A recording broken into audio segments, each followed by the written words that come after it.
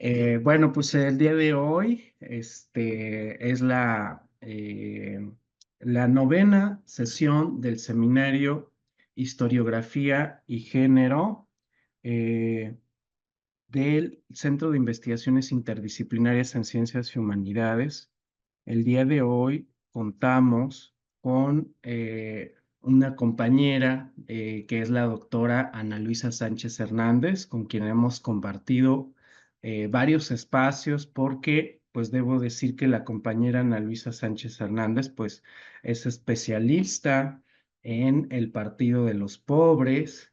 Ella, digamos, con respecto al trabajo en el que hemos andado, pues en distintos momentos nos hemos encontrado, hemos coincidido, por supuesto que nos hemos leído, hemos dialogado ya por varios años. Y bueno, pues quisiera presentar a la doctora Ana Luisa Sánchez Hernández, que el día de hoy está con nosotros para donarnos una conferencia, su conferencia que se titula Silencios, Memoria y Testimonio, un acercamiento feminista a las historias de vida de las mujeres. Bueno, pues la doctora Ana Luisa es doctora en Creación y Teorías de la Cultura por la Universidad de las Américas, Puebla, egresada ad honorem de la Maestría en Ciencias del Lenguaje por el Instituto de Ciencias Sociales y Humanidades Alfonso Vélez Pliego de la Benemérita Universidad Autónoma de Puebla y graduada cum laude de la licenciatura en Antropología Cultural de la Universidad de las Américas Puebla. Cuenta con diplomado en logogenia, método de adquisición de español para niños sordos a través del código escrito, una diplomatura en lectura, escritura y educación por la Flaxo y en teoría y praxis feminista por la Universidad del Claustro de Sor Juana, así como diversos cursos en género y memorias. Ha sido correctora de estilo de revistas de difusión cultural y de libros de texto y fue catalogadora de documentos históricos para Artículo 19. En 2022 realizó una estancia postdoctoral en el TEC de Monterrey, donde también fue profesora de la Escuela de Humanidades y de la Escuela de Ciencias Sociales y Gobierno. Actualmente es profesora del área intercultural de lenguas y de la Ibero Puebla, profesora del Departamento de Comunicación de la Universidad de las Américas Puebla e investigadora asociada del Consejo de Ciencia y Tecnología del Estado de Puebla, CONCITEP. Es miembro del Sistema Nacional de Investigadores e Investigadoras nivel C y sus temas de interés han girado en torno a las subjetividades, discursos, género, resistencias y violencia estatal. Bueno, pues sin más, pues agradezco mucho, querida Ana, por aceptar participar en este seminario y bueno, pues te dejo la palabra. Adelante, querida. Muchas gracias por supuesto al Sage por la invitación. A ti, Francisco, pues siempre lo diré por la confianza, porque siempre has sido muy generoso en, pues en tus lecturas, en tus compartires, en estos espacios. Y además debo decir que me ha parecido un espacio como bien bonito. Pues no creo que sea sencillo convocar, sobre todo a tantas mujeres, ¿no? Hay algunos compañeros, pero hemos sido principalmente mujeres las que nos hemos reunido aquí a lo largo de estas semanas. Entonces sí, creo que ha sido un espacio bien interesante, bien rico, no nada más por las ponencias también, sino por los comentarios y los afectos que también han surgido por aquí. Y pues igual me da mucho gusto ver la luz desde la semana pasada, que bueno, ya también la había yo estado escuchando por aquí en sus intervenciones. Entonces también me da mucho gusto verla por aquí. Y bueno, pues voy a empezar porque creo que mi presentación no es tan cortita como la había pensado, pero pues sí me gustaría que si se sienten como convocados a mencionar cualquier cosa, pues con toda la confianza del mundo, interrúmpanme. No veré todas las manitas, si se alzan manitas, entonces pues siéntanse con toda la confianza de interrumpir. Y bueno, pues yo hablaré un poquito, ¿no? Porque es un tema que también, pues estoy apenas como, bueno, apenas un par de años quizá, adentrándome a este tema de los silencios, que además es, creo, también en muchas veces en la academia, muchas veces en la academia feminista, también como el estudio de ciertos temas, pues es porque también personalmente nos mueven mucho. Entonces a mí el tema de los silencios siempre había estado ahí como latente y pues no me había yo animado del todo a investigarlo, a tratarlo de manera distinta. Hay muchísima literatura escrita sobre silencios, pero creo que estamos también en un momento como muy particular em, en el país, sobre todo, ¿no? Quizá también en este momento de esta cierta, de este cierto quehacer, pues de la historia. Yo no soy historiadora, yo pues trabajo desde la antropología, ¿no? Desde las metodologías de la antropología y desde ahí es que pues yo me he como pues enfrentado muchas veces a estos silencios. Pero sí encuentro estas citas, traje citas, porque también creo que así es una forma de estar dialogando, no nada más aquí entre nosotras, sino también con las autoras, los autores que han estado escribiendo sobre el tema. Y me parece que es como, bueno, a mí me sirve, ¿no? Estar platicando también con ellos. Entonces, esta es una cita desde el 2001 que hacía Beatriz Arlo en este libro Tiempo Presente y la de abajito es de Tiempo Pasado. Y decía, hoy nadie parece conformarse con una ausencia, sujetos a la imposición de mostrarlo todo, de decirlo todo, la historia se vuelve pletórica, no de sentidos, sino de detalles. Nadie parece confiar demasiado en la potencia de lo que relata, nadie parece confiar demasiado en la huella que los hechos relatados pueden dejar en los lectores. Debilitada por la abundancia, la historia quizá esté comenzando a ausentarse, para dejar en su lugar el ejercicio de la verosimilitud del detalle. ¿No? Y más adelante decía, la proliferación del detalle adquiere relevancia porque fortalece la veracidad del relato. Pareciera que de su amontonamiento y repetición dependerá el efecto de verdad.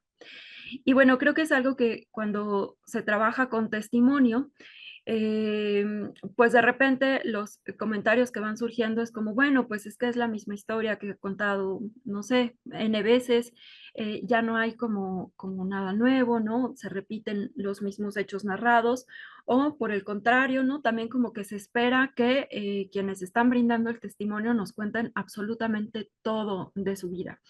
Y dice también Sarlo, ¿no? Sobre todo como en estas sociedades o en estos tiempos cuando pues las instituciones de justicia no cumplen cabalmente con sus trabajos, ¿no? Con sus objetivos, pues pareciera así que el testimonio es una especie también de hacer justicia y que en este dar testimonio, entonces todo se tendría que decir todo, ¿no? Sobre todo cuando estamos hablando de testimonios de violencia, de tortura, de violencia sexual, por ejemplo.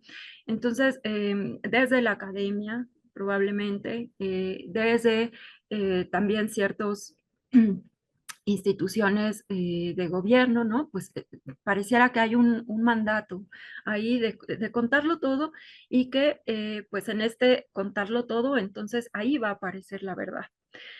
Mm, ay, me fui hasta acá.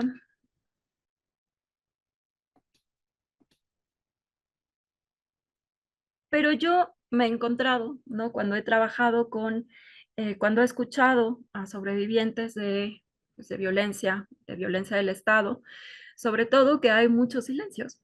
Y escuchaba también ayer, la semana pasada, perdón, a Luz, que precisamente nos convocaba, ¿no? Y nos decía cuando se dio esta reunión de guerrilleras, y Luz nos contaba, pues es que decidimos que de la maternidad no íbamos a hablar, ¿no? Hay temas que pues no se van a hablar. Y yo recuerdo mucho también, en particular con algunos sobrevivientes que me dicen, pues esto no se lo voy a contar, ¿no? Esto, ¿por qué? Bueno, pues sí, veremos más adelante por por qué, ¿no? Algunos motivos que tiene que ver también con el cuidado de los compañeros, de las compañeras que pueden estar todavía sujetos como a cierta persecución, a cierto peligro, pero no es nada más eso. Y entonces me preguntaba yo qué hay en estos silencios y no sé si conocen esta obra, se llama 433. Es una obra de John Cage, un artista, músico, además filósofo también, que le gustaba mucho experimentar. Tuvo grandes profesores y él pues quiso romper precisamente con esa educación europea. Y él también, además, partiendo desde las disidencias sexuales, ¿no? Porque él declarado homosexual, también en un tiempo complicado, ¿no? Y, y hace esta obra. Si vemos las partituras, están vacías y se llama 4:33 porque son 4 minutos 33 segundos en que se escucha silencio. Entonces me gustaría correrla. Bueno, no sé si compartí sonido, pero quizá dejo de compartir y voy a volver a compartir. Mm,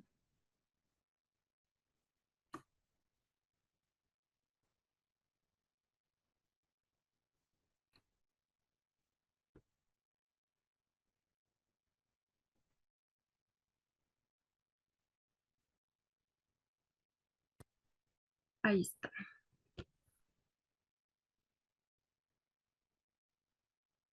And now, a performance of John Cage's 433. Please welcome our soloist, William Marks.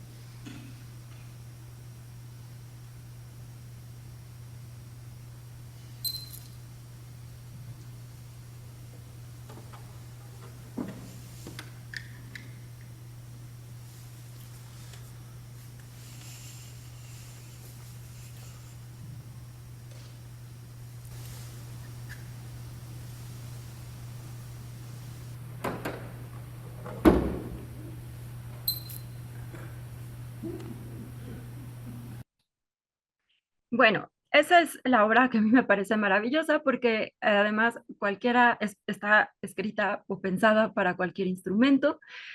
Cualquiera de nosotros lo podemos interpretar, nada más basta con contar el tiempo y 4:33 y ya estamos interpretando esta obra de John Cage.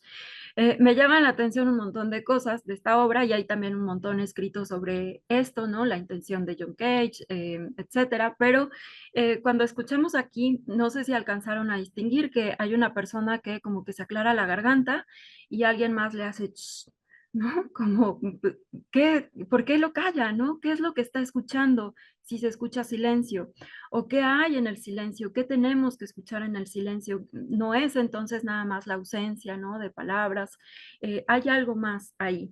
Entonces traigo también esta cita de Peter Aidoo: el silencio se parece a las palabras en que cada producción de silencio debe juzgarse en sus propios contextos, en sus propias situaciones de enunciación. El silencio puede ser una mera ausencia de habla, otras veces es tanto la negación del habla como una producción de sentido, pero el silencio está envuelto en su opuesto, en el lenguaje. Como tal, el silencio es simultáneamente lo contrario del lenguaje, su contradicción y parte integrante del lenguaje. El silencio en este sentido es la discrepancia necesaria del lenguaje consigo mismo, su alteridad constitutiva. Lo mismo que aquí en la música, ¿no? También dice Susan Sontag, el silencio pues es necesario para estar construyendo también una obra musical. Los silencios generan también el ritmo, etcétera. Pero entonces, ¿qué es lo que nos hace escuchar un silencio? Voy a brincar estas. ¿Cómo es que escuchamos los silencios? Bueno, quizá con estas expectativas no cumplidas, cuando hay ausencias relevantes, cuando estamos esperando algo y no llega, cuando sí estamos esperando una palabra y entonces no llega. Ahí decimos, ah, bueno, es que hubo un silencio, ¿no? Quizá también con el uso del lenguaje figurativo, con eufemismos, con ciertos códigos, cuando no llamamos las cosas como son, ¿no? Y empleamos como estas metáforas o estas, bueno, como son, entre comillas, ¿no? Estas analogías también estamos omitiendo ciertas palabras, ciertas sintaxis y entonces sentimos que hay un silencio. Si dejara correr el video, los 4:33, bueno, a mí me pasa constantemente, cuando dejo correr los 4 minutos, empieza a sentirse como cierta incomodidad. Pues es que, ¿por qué? Porque ya tenemos que estar hablando. Cuando hay un rechazo a escuchar, también podemos sentir como este silencio. Cuando hay una exclusión social, el silencio hacia ciertas condiciones de vida. Cuando hay además ciertas formas determinadas de narrar, cuando son ciertas estructuras las que se repiten constantemente y cuando se repiten estas se cancelan como muchas otras. Ahí podemos también hablar de ciertos silencios, omisiones, redireccionamientos del discurso. Y bueno, les compartía yo esta lectura de Bell Hooks, mmm, que se llama así, Respondona, y desde el título a mí me parece como muy potente, muy poderoso, ¿no? Porque además desde el feminismo pareciera que también hay un cierto imperativo a que tenemos que hablar, que hemos estado silenciadas, ¿no? Por décadas, por siglos, y que entonces ahora tenemos que eh, hacernos escuchar. Y esta es una cita de la introducción, no del capítulo 2, me parece que es el que yo sugería para hoy, y que habla de cómo se sentía ella, y es una cita con la que yo me puedo sentir muy identificada. Cuando daba conferencias hablaba de mi vida mucho más que en mis escritos. Con frecuencia el momento en el que confluían la idea, la teoría y la experiencia personal compartida era precisamente cuando lo abstracto se volvía concreto y tangible, cuando se convertía en algo que los demás podían aprender y llevarse consigo. Eso era muy importante para mí. Muchas veces me frenaba a mí misma en el proceso de corregirme, de esforzarme en construir con mis palabras una pensadora feminista políticamente correcta. Quería poder presentarme como una persona vulnerable tal y como me siento en ocasiones. Y yo me acuerdo mucho en una clase de metodología, cuando estaba yo en el doctorado, no recuerdo la presentación de qué era, seguramente era alguna lectura, pero me acuerdo que yo le expresé al profe entonces que estaba como muy hecha bolas, ¿no? Y que no sabía cómo por dónde seguir y que no había yo entendido del todo.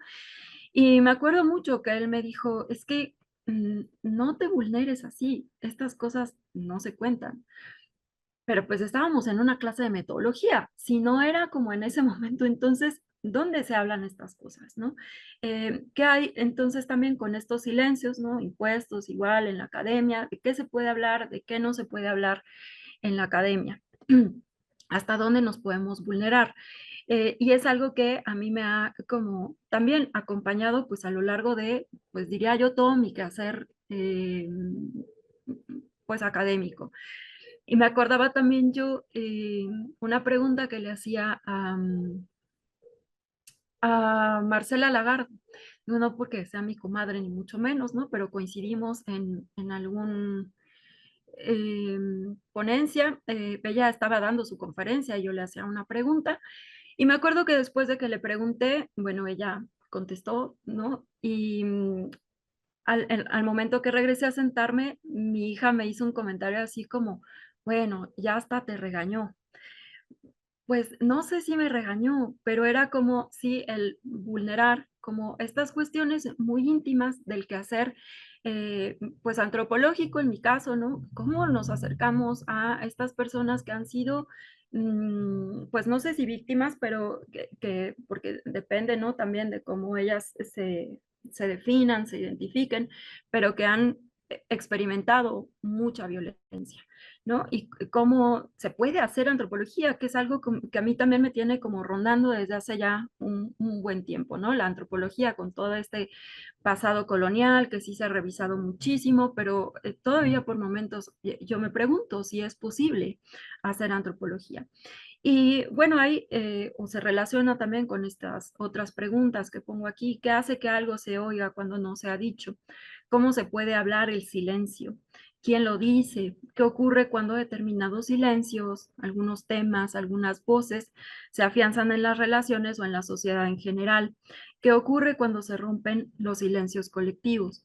Que también creo que estamos también en un momento como muy particular. Fue quizá el sexenio pasado con muchas de estas promesas, en mucha de esta supuesta apertura, ¿no? Para hablar de temas que no se habían hablado, para dar testimonios.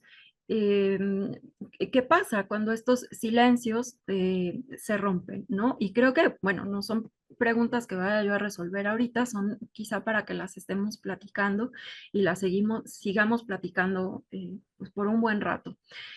Me gusta mucho también este texto de Gayatri Chakraborty Spivak, que es uno de los textos también más clásicos en cuanto a silencios.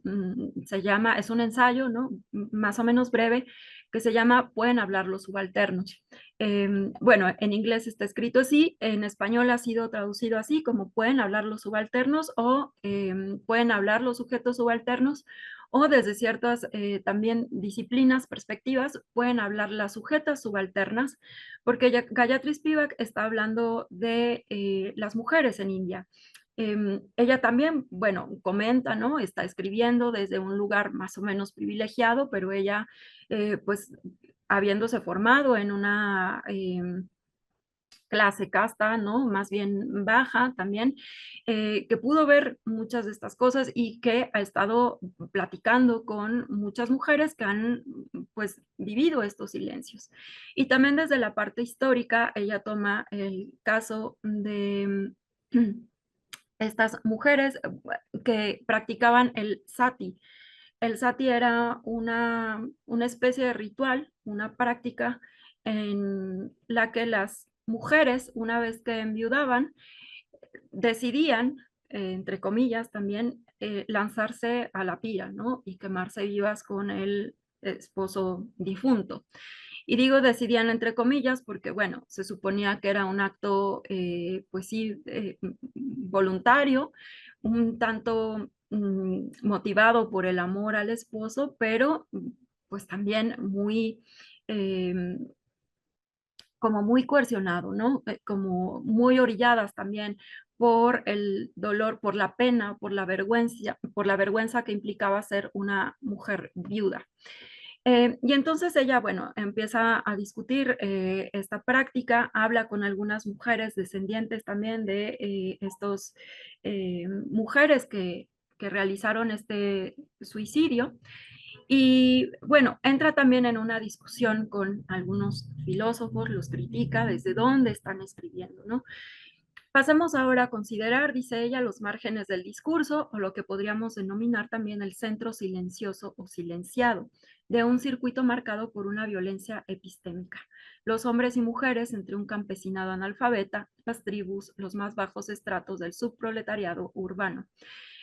Pues claro, ¿no? Porque Foucault y Deleuze pues está dialogando un poco con ellos y dicen, bueno, ¿no? Escriben desde el primer mundo en condiciones de generalización, regulación de una sociedad capitalista, y los oprimidos podrían hablar y conocerían sus propios condicionamientos una vez que obtuvieran la ocasión para hacerlo, lo que sucedería por medio de la solidaridad a través de alianzas políticas.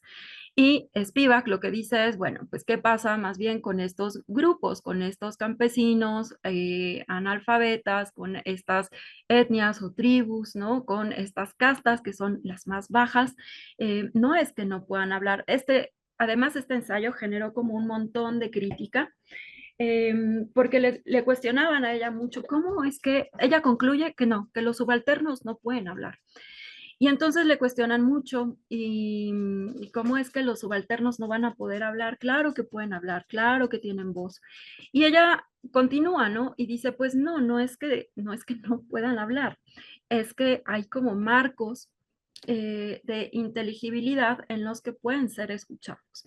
No puede realmente hablar el individuo subalterno, o en este caso la sujeta subalterna, haciendo emerger su voz desde la otra orilla, inmersa en la división internacional de trabajo promovida en la sociedad capitalista, dentro y fuera del circuito de la violencia epistémica de una legislación imperialista y de programa educativo que viene a complementar un texto más temprano. O sea, realmente podemos hablar como con todo este contexto de opresión. ¿Cómo podemos arribar a la conciencia del pueblo cuando estamos investigando su política? ¿Con qué voz puede hablar la conciencia del individuo subalterno? Y sigue, ¿no? El trabajo de archivo, el historiográfico, el crítico disciplinar e inevitablemente también el intervencionista son una tarea de medir los silencios. Pues ella lo que dice es, sí pueden hablar, lo que pasa es que no se les escucha. No, en estos marcos pueden estar, claro que tienen voz, pero no hay una resonancia, ¿no? Si en el contexto de la producción colonial el individuo subalterno no tiene historia y no puede hablar, cuando ese individuo subalterno es una mujer, su destino se encuentra todavía más profundamente a oscuras. Entonces aquí, pues si hablamos y pensamos en las interseccionalidades, también la cuestión de género, pues es una de las principales, ¿no? De las que va a causar como más heridas en este sentido. El individuo subalterno no puede hablar, pues no existe mérito alguno en la lista completa de la lavandería donde la mujer sea vista como una prenda piadosa. La representación no se ha marchitado. La mujer intelectual tiene como tarea circunscripta que ella no puede desheredar poniendo un florilegio en su firma. Y entonces lo que ella hace es ir bueno, analizar particularmente el caso de esta mujer, Bhubaneswari Baduri, que fue pues una mujer que enviudó, no es cierto, no enviudó.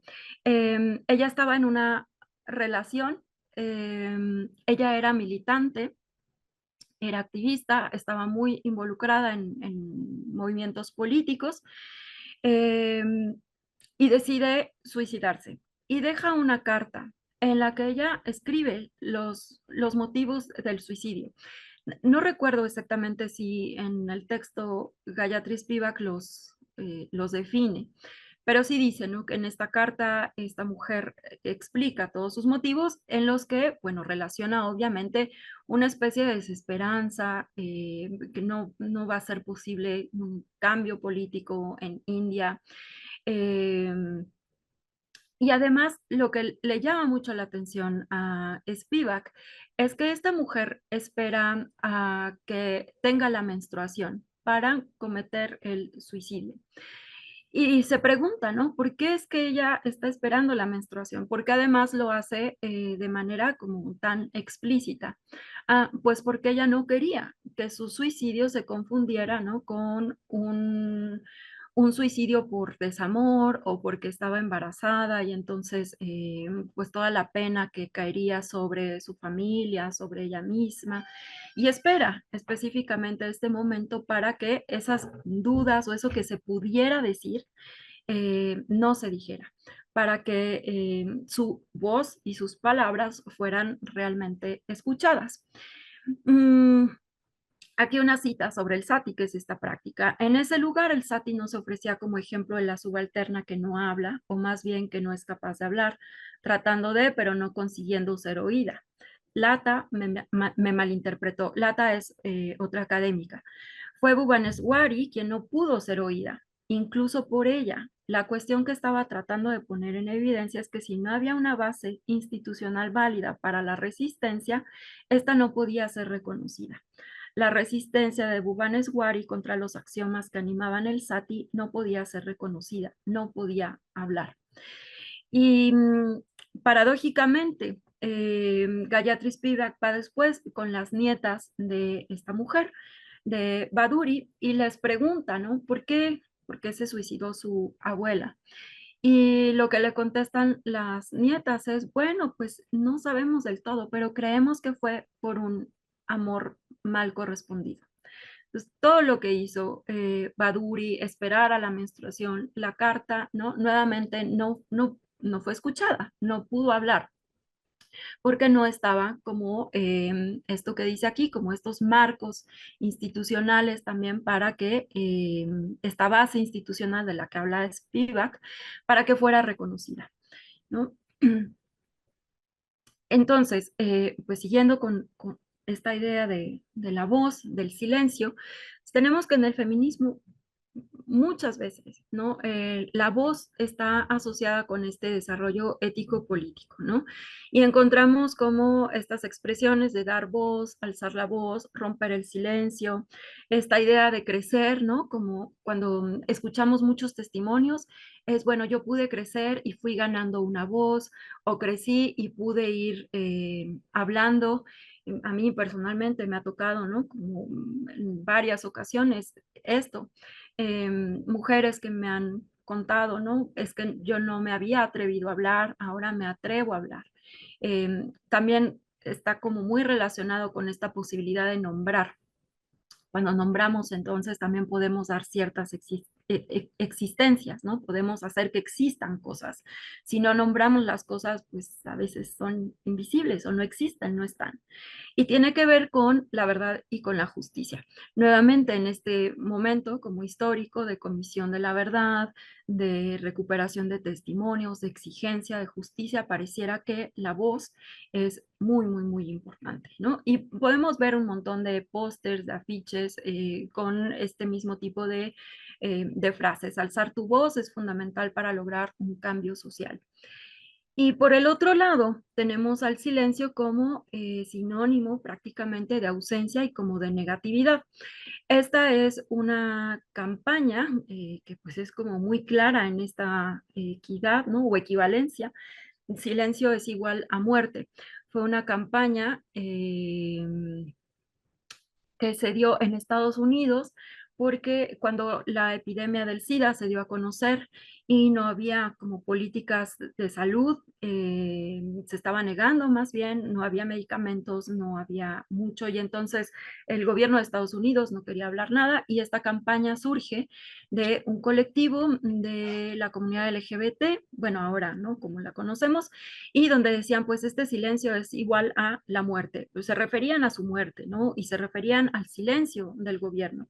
Entonces, puede ser que no sea lo mismo, el silencio de las instituciones y el silencio también de las mujeres, de las víctimas, de las personas que están brindando testimonio. Pero en general también diría que pues encontramos como este tipo de relaciones de silencio. Este también, ya no lo puse aquí, pero creo que también es una frase de Bell Hooks, el silencio es este cáncer que resulta de la vergüenza. Lo veíamos también ahora que fue como que se dio a conocer este caso de una mujer en Francia que fue violada innumerables veces, ¿no? Por su esposo y por los amigos de su esposo, cuando dice, pues la vergüenza tiene que cambiar de bando, ¿no? Ahora nosotros tenemos que hablar, no tenemos que callarnos. Tiene que ver también el silencio con una cierta ininteligibilidad, con el engaño, con el control, con la opresión, con la sumisión al patriarcado, con secrecía, con complicidad, con consentimiento, ¿no? Con amenazas, claro, con invisibilización, con borraduras, con olvido, con mentira, con impedimentos, sospechas, culpas, miedos, muerte, duelo, inconformidad, ¿no? Y no diría que no, yo creo que sí, el silencio está pues también relacionado con esto. En algunos contextos más que en otros, ¿no? Pero también vemos que el silencio puede ser una tecnología, en el sentido de ser una herramienta, ¿no? De dominación o también un arte de la resistencia. Y entonces el silencio en algunos grupos, para algunas comunidades, pues puede no tener que ver con esto que veíamos aquí, sino que más bien tiene que ver con un protegerse de la violencia, con un proteger a familiares y amigos, ¿no? Como decía yo un poco al principio, pues hay personas que me han dicho, no, de esto no voy a hablar, ¿Por qué? Pues porque hay personas que pueden resultar lastimadas a partir de ello, ¿no? Tiene que ver con la privacidad, con la supervivencia. No estamos hablando sobre todo con sobrevivientes de tortura, con sobrevivientes del terrorismo de Estado. No es cualquier cosa, ¿no? El Estado ni perdona ni olvida. Entonces sí hay un tema de supervivencia que tiene que ver también con el silencio. Con evitar palabras que puedan lastimar, cuando preferimos guardar silencio antes pues de decir algo que a lo mejor no sentimos o que estamos muy molestos y preferimos guardar silencio, ¿no? Tiene que ver también desde algunas tradiciones con estas sensaciones de una cierta experiencia intelectual, con una cierta espiritualidad, con ciertas emociones. Es como muy particular pues de toda la cultura y la filosofía zen, por ejemplo, y tiene que ver también con un perdón y con un olvido. Olvido, además, aquí, como en este sentido, con sentidos ambivalentes, ¿no? Un olvido que puede ser considerado como muy dañino, como corrosivo, pero también un olvido que puede ser reparador, sanador, como de verdad no quiero recordar esto y no voy a volver a hablar de esto nunca más, ¿no? Em, y bueno, los estudios sobre silencios pues no son nada nuevos, desde la filosofía hay un montón, pero desde la antropología, que son un poco los ejemplos que tengo, como en situaciones más concretas, desde 1970 y probablemente desde antes hay varios de estos estudios, este que se llama To Give Up on Words de Kit Basso, que trabajó con apaches de Arizona, y bueno, él encontraba como el silencio era muy importante, sobre todo al conocer a alguien, a lo mejor en nuestros contextos más occidentalizados, ¿no? Pensamos que pues cuando conocemos a alguien, luego queremos preguntarle ya qué te dedicas y qué haces y qué te gusta. Pero aquí en este grupo él dice, pues no, y la gente lo que le cuenta es que ¿por qué le voy a hablar a alguien que no conozco? No le tengo confianza, no sé tampoco de qué hablarle. También al estar enojados, ¿no? Y después de algunas ceremonias religiosas. Más tarde, en 1985, este estudio sobre los Igbo en Nigeria, el silencio elocuente entre los Igbo de la cultura Igbo en Nigeria. Y este antropólogo encuentra que se da el silencio sobre todo en el duelo, cuando pues ha habido alguna muerte, y en ciertos sacrificios también. En el mismo año, el silencio y ruido como un manejo de las emociones, un caso italiano, eh, que esto también fue importante o fue interesante, sobre todo porque va en contra de muchos estereotipos. Tendemos a pensar que los italianos son como una cultura pues muy poco silenciosa, de hecho bastante ruidosa, ¿no? Y aquí encontrar que pues hay en especial en esta comunidad en el norte de Italia, que son muy silenciosos para evitar situaciones o en situaciones de incertidumbre, cuando no se sabe qué decir, para no regarla, ¿no? Entonces mejor se guarda silencio para evitar conflictos. También están como socializados para evitar, para guardar silencio. Ya como más recientes, este que también me parece como muy interesante, la voz, el silencio y el yo, negociaciones de los buraku o de la identidad buraku en el Japón contemporáneo. Los eh, burakumi son una clase casta también, es una clase social, pero está también muy como imbrincada con cuestiones de casta del Japón pues, milenario, ¿no? Y entonces en este estudio se encuentra cómo es que esta identidad que está muy estigmatizada, porque es la casta más baja, ¿no? O era la casta más baja, que hacían los trabajos como también, pues que nadie quería. Y entonces estos herederos, porque en Japón existe un registro que traza, ¿no? Como toda la situación familiar, de dónde provienen tus ancestros, no sé cuántos años atrás, pero son generaciones y generaciones y generaciones. Y la gente, los que pertenecen a este grupo, pues no es que puedan como ocultarlo, ¿no? Porque legalmente está en sus registros. Pero este antropólogo encuentra que hay situaciones distintas en dos comunidades diferentes, mientras que en una no se habla absolutamente nada de la identidad, en otra comunidad sí hay como una cierta discusión, sí se platica, no hay como tanto problema. Y bueno, pues difieren mucho también en situaciones de marginación, cuando los Burakumin tienen acceso a ciertos trabajos, por ejemplo, o frente a ciertas autoridades. Este otro, que también me parece como importante, de estos autores, Ben-Zeev, de Efrat Ben-Zeev, de Ruth Ginio y Jay Winter, en especial el capítulo de Winter que está en este libro, se llama Sombras de la Guerra, ¿no? Una historia social del silencio en el siglo XX, y él identifica tres tipos de silencios en escenarios de guerra o posguerra. Uno que es el silencio litúrgico, que es en el que se centran como sobre todo los temas de la pérdida, el duelo, el sacrificio, la redención. Otro que es el esencialista, que se refiere como a quién tiene derecho a hablar de ciertas cosas, ¿no? Como, bueno, pues es que tú no puedes hablar de esto porque no estuviste en ese momento, ¿no? No estuviste en esa batalla, no estuviste en la guerra, llegas como una generación después y entonces no se puede hablar de esto porque no tuviste la experiencia. Es lo que él llama el silencio esencialista.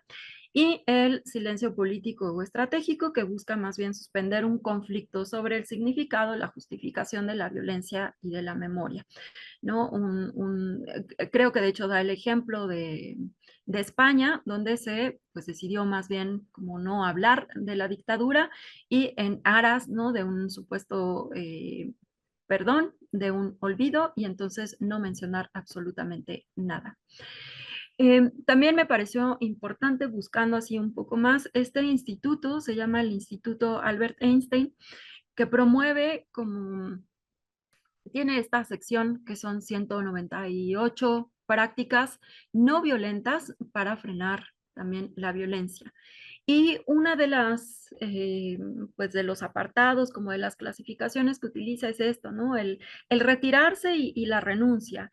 Y dentro de esta estrategia de retirarse y de renunciar, bueno, pues está así, literalmente el darse la vuelta, el irse frente a una situación de violencia, pero también está el silencio, ¿no? El silencio como esta parte importante para, pues para evitar más violencia. Y ya desde los estudios feministas, bueno, nos encontramos con este capítulo bueno, con este texto que les recomendaba, el de Respondona, de Bell Hooks. No es la primera que habla de los silencios, ¿no? Hay muchas otras autoras también que están hablando sobre silencios, pero pues me llama la atención como, creo que este es el de Joan, las mujeres, cómo guardan silencio cuando reciben una oferta de matrimonio, ¿no? Y dice la autora, bueno, pues es que es un momento así como de tanta emoción que no pueden ni hablar. Contra lo que está hablando Bell Hooks, ¿no? Bell Hooks está diciendo, pues en mi casa yo sí hablaba, ¿no? Y era bien respondona, pero sí se va uno topando con situaciones en que pues nos dicen esto. No deberías estar diciendo esto. Y ella además hablando, también recuperando un poco de lo que se conversaba la sesión anterior, ¿no? ¿Desde qué contextos? Pues desde los estudios negros, ¿no? Desde el feminismo negro, desde los feminismos negros. Ella dice, un punto de la negritud se convirtió entonces en cómo guardas tus cosas para lo privado, que puede ser sobre tus asuntos. Eso ha sido un lugar donde he sido herida por la familia, por negra fuera de la familia, por amigos que dicen, chica, no deberías hablar de eso, ¿no? Y bueno, continúa un poco. Para mí ha sido una lucha política aferrarme a la creencia de que hay mucho de lo que nosotros, las personas negras, debemos hablar, mucho de lo que es privado que debe compartirse abiertamente si queremos curar nuestras heridas, heridas causadas por la dominación y la explotación y la opresión, si queremos recuperarnos y realizarnos, ¿no? Otra vez como este mandato a decir todo si es que queremos que haya sanación, pero es nuevamente como un mandato, ¿no? Un imperativo. Y bueno, aquí sigue Bell Hooks, ¿no? Para hacerme oír tenía que hablar, oírme hablar, y hablé, entrando y saliendo de las conversaciones y diálogos de los adultos, respondiendo a preguntas que no iban dirigidas a mí, haciendo preguntas sin parar, pronunciando discursos. Y creo que esto es bien importante porque, pues no sé cómo lo han vivido las compañeras que aquí están, ¿no? Pero creo que a las mujeres no nada más se nos silencia la voz, se nos silencia el pensamiento. Llega un momento en que es que esto no lo puedo pensar, esto no lo tengo permitido pensar, ¿no? Y que efectivamente dejamos de pensar en ciertas cosas. ¿Cómo es que sí podemos recuperar un poco estas voces? Pues así, hablando. Hablando podemos entonces escucharnos. Ciertamente para las mujeres negras, nuestra lucha no ha sido salir del silencio para hablar, sino cambiar la naturaleza y la dirección de nuestro discurso, para hacer un discurso que obligue a los oyentes, que sea escuchado. Y ella hace aquí la distinción, ¿no? Y es muy explícita para las feministas blancas, pues ellas tienen otro tema, ¿no? Y creo que es con el que yo me identifico. A las blancas se nos calla. A las blancas, no sé si a todas, ¿no? Pero en mi experiencia, pues desde chiquitita y hasta hoy, ¿no? Es como, pues tú te callas. Y ella nota esta diferencia. No es que no podamos hablar, es que hay que reorientar el discurso para que entonces sí seamos escuchadas. Si no, somos como consideradas estas locas, no dicen nada y da el caso, ¿no? Da el ejemplo cómo está discutiendo después de una conferencia con una feminista blanca que le quiere como enseñar de su propia experiencia a Bell Hooks, ¿no?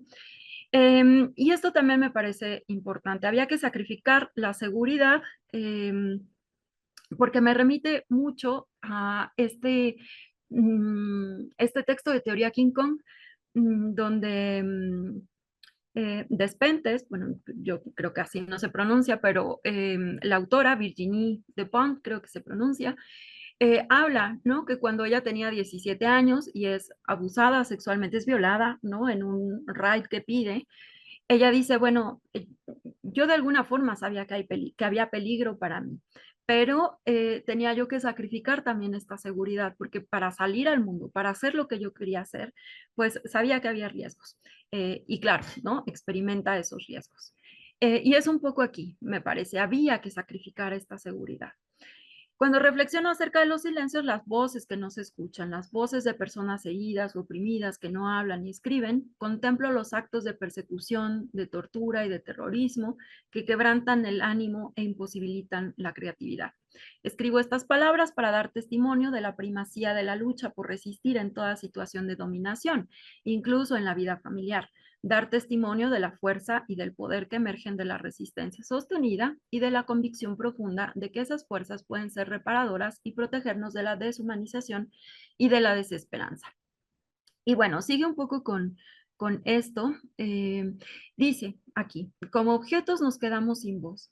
Nuestros seres son definidos e interpretados por otros. En el acto de superar el miedo a hablar, a ser vistos como amenazas, en el proceso de aprender a hablar como sujetos, nos unimos a la lucha global para poner fin a la dominación. Y aquí es donde yo ya no sé si estoy tan de acuerdo con Bell Hooks, ¿no? Porque claro, no es que ahora nos callemos, por supuesto que no. Nos ha costado muchísimos años, siglos, ¿no? Para poder hablar ciertas cosas, para que seamos escuchadas en ciertos contextos, para entonces ahora callarnos. Pero creo que tampoco podemos reducir el silencio a convertirnos en objetos. Creo que el silencio también es como es mucho más complejo. Y bueno, aquí lo que comentaba yo justo al inicio, ¿no? Cómo nos compartía Luz esta experiencia con sus compañeras de estos temas, no los vamos a hablar, ¿no? También hay este régimen de verdad silencio, donde, bueno, entonces ahora no se pueden callar, ahora tienen que hablarlo todo. ¿Pero por qué? Y creo que hay como una serie de preguntas también como para seguir explorando. El régimen del silencio es algo con lo que pensar, no una ley o un modelo que deba reconocerse en conjuntos definidos de configuraciones. Hay que ver de dónde viene un silencio, cómo se mantiene, cómo se expresa, a qué se aplica, cómo se reconoce, dónde pueden encontrarse los bordes, cuál es su propósito, ¿no? Y también situándonos ya como, quizá como investigadoras, ¿cómo investigamos lo intermedio, lo liminal, el silencio y la voz? ¿De qué manera observamos lo no dicho, lo invisible, los procesos y prácticas a menudo desapercibidos que informan el comportamiento agentivo en estos espacios? ¿Cómo interactuamos con los oprimidos o los subalternos durante los encuentros de investigación cuando pasamos de nuestros mundos a los suyos y volvemos a salir de ellos, ¿no? Y aquí claramente estamos hablando de la academia como este lugar también de privilegio, como este lugar de autoridad y como este lugar que muchas veces también es muy opresivo. Em, y bueno, cómo es que investigamos también nosotras como mujeres desde nuestras propias precariedades. No estamos tampoco, creo, en las mismas condiciones que muchos compañeros investigadores, ¿no? Porque tenemos las dobles, triples jornadas. ¿Cómo le hacemos a todo esto? ¿Cómo acercarnos diferente con todo lo que también nosotras estamos cargando, ¿no? Sin generalizar, obviamente. Y esta cita que me gusta muchísimo de Slavoj Žižek, pues no comparto todo con Slavoj Žižek, tampoco es que lo haya yo leído mucho, pero esta cita me gusta mucho, se refería a estos movimientos en Wall Street y decía, ¿no? En el 2011, no debemos olvidar que cualquier debate que se haga aquí y ahora seguirá siendo necesariamente un debate en el campo enemigo y hará falta tiempo para desplegar el nuevo contenido. Todo lo que digamos ahora nos lo podrán quitar o recuperar los poderosos. Todo menos nuestro silencio. Este silencio, este rechazo al diálogo, a los abrazos, es nuestro terrorismo, tan amenazador y siniestro como debe ser. Y creo que sí, ¿no? Muchas veces el silencio puede ser también, pues como este resguardo y esta manera también de poner un cierto alto, de resguardarnos, de cuidarnos, ¿no? Y de no ceder también a esto. ¿Bajo qué discursos vamos a estar platicando? ¿Bajo qué discursos vamos a estar dialogando? ¿En qué términos y para qué? Y bueno, ya con esto voy cerrando. Este es bueno, son ideas de un texto de Manuela Borsaquielo que les recomiendo muchísimo. Ella, pues sí, desde la historia está hablando específicamente del archivo, de la archiva, y cómo es que podemos acercarnos también desde una perspectiva feminista. Me gusta mucho esto, como cuando un acontecimiento es demasiado doloroso, cómo realizar trabajo de campo, ¿no? ¿Cómo? ¿Cómo llegamos? Pues sí, a veces las investigadoras también dolidas, pero ¿cómo nos acercamos a personas que han vivido cosas horrorosas, ¿no? Cuando trabajamos con una memoria caliente, cómo recolectar, sistematizar y preservar de manera rigurosa todo el material que tenemos entre manos. Y entonces ella da pues no es un recetario, ¿no? Pero creo que son elementos que ella ha logrado sistematizar a partir también, no solamente del trabajo en archivo, sino a partir del encuentro con con mujeres que han vivido la violencia sexual sobre todo. Y dice, bueno, primero las caras y los gestos, ¿no? Es como muy evidente, quizá después de estar trabajando con personas que han vivido esto, pues resulta muy, pues no sé, a veces es como muy claro ver cuando alguien ha estado sufriendo, ¿no? Se le ve en la cara, podemos decir.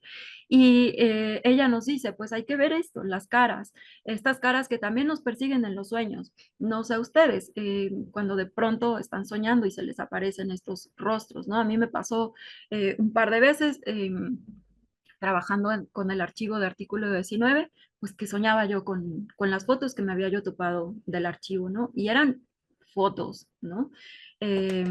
Bueno, ¿qué otros gestos podemos rescatar que tengan potencia simbólica e impacto como significado político? ¿Qué es lo que vamos a estar recuperando?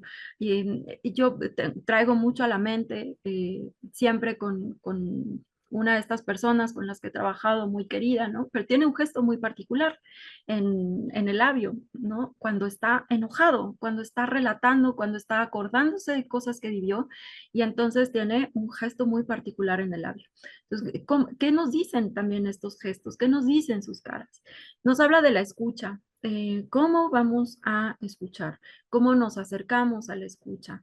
¿Cómo podemos ella habla de las víctimas, ¿no? Pero también de los victimarios. Y aquí también, bueno, ella se cuestiona, ¿es cómo podemos escuchar a un victimario? Hay una antropóloga norteamericana, estadounidense, que habla precisamente de su antropología militante.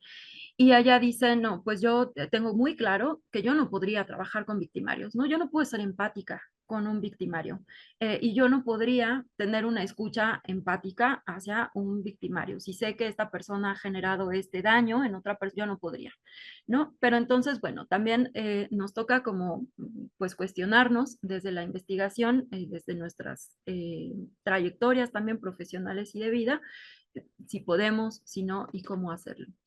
Ella también nos habla de los detalles, sistematizar los detalles de lo cotidiano, reactivando la memoria de cómo eran antes los objetos, lo cotidiano, antes de la violencia. El color de las puertas, el sentido de libertad del silencio encontrado en una terraza, registrando lo que queda, las huellas de las balas en la puerta o los muros de la plaza marcados con letras amenazantes. ¿No? Todo esto resulta importante para analizar cómo y cuándo la anomalía de un hecho violento se transforma en norma. Y bueno, del hablar también o pues dedicarle el estudio a los otros expedientes, no nada más los expedientes oficiales, porque pues, están llenos también de falsedades, de sesgos, sino también estos otros expedientes que quienes han experimentado la violencia, pues están también generando. Y no tienen que ser un archivo, ¿no? Armado, catalogado, sino pues estos elementos que van resguardando un pedacito de tela, una carta, no sé, ¿no? Un panfleto, un botón, lo que sea. Estos otros expedientes para ir también pues detallándolos. Y finalmente el silencio y el límite. Mm, lo que esta autora se pregunta es si la construcción del archivo tiene una utilidad para la fuente, bueno, entonces vamos, ¿no? Y entonces se puede hacer. Si le sirve a quienes nos están donando su testimonio, bueno, va adelante. Pero yo también aquí, y bueno, ella habla como de en algún momento como quizá como investigadores, nos cuesta soltar algunos datos, ¿no? Decir, oye, es que esto está como muy interesante, esto quisiera yo escribirlo, pero bueno, tenemos que soltarlo, ¿no? Y no es nada más por si les de utilidad a la fuente, yo creo que también tiene mucho que ver con estos silencios de los investigadores, de las investigadoras, tienen que ver con, pues con no hacer daño, ¿no? Con no lastimar, preguntar todo el tiempo si se puede, si no se puede, hasta y qué podemos preguntar, ¿no? Que no hay tampoco recetas, es como muy difícil decir, bueno, pues esto sí lo puedes preguntar, esto no lo puedes preguntar. ¿Cómo nos vamos a ir acercando? Y yo recuerdo ahora que está también aquí Luz, no me dejará mentir, cómo se estaba en algún momento proponiendo una especie de protocolo, ¿no? Para historiadores, para investigadores, de cómo acercarse también a sobrevivientes del terrorismo de Estado, ¿no? Porque pues a veces podemos ser terribles también cuando nos acercamos como con la legitimación de la academia. Y sí, me parece que esta es la última. Este texto viene en este libro que está editado por Patti Castañeda y que pues también les recomiendo un montón. Pues listo, creo que hasta aquí lo dejaría ahorita. Muy bien. Bueno, pues muchas gracias, querida doctora Ana Luisa.